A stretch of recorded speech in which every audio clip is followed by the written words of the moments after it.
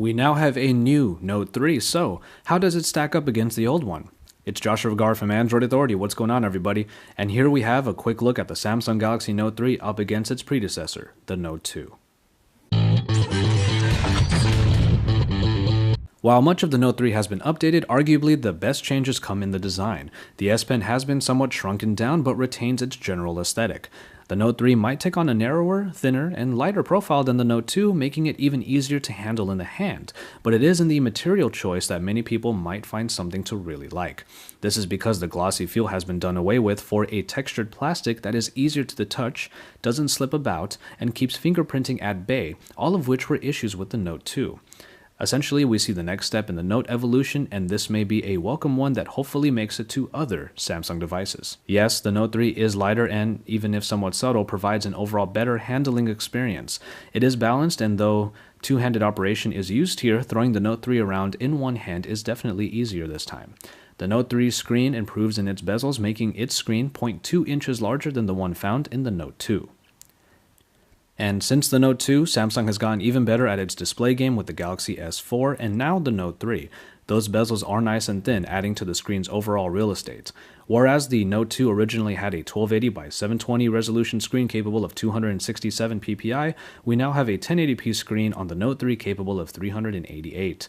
It is truly an upgrade that echoes the success of the Galaxy S4 screen in a larger form factor. Under the hood, the Note 3 will come with either the Snapdragon 800 at 2.26 GHz or the Exynos octa-core that typically doesn't get much play in the West.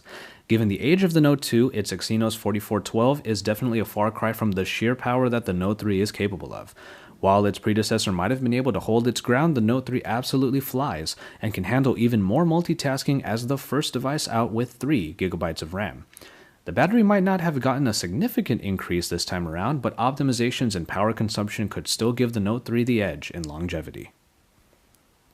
While we don't have any camera shots to show here, we can definitely expect the 13 megapixel camera in the Note 3 to outperform the 8 megapixel optics found in the Note 2.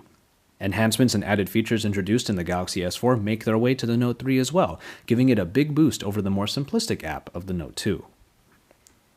And finally, we look at software as the S Pen-enabled TouchWiz has been updated to Android 4.3.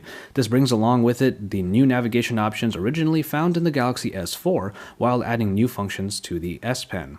Air Command helps you to streamline the S Pen experience, and new ways of using the pen like Action Memo, enhanced scrapbooking, and even a full device search program really bring this new version of the smartphone into the limelight.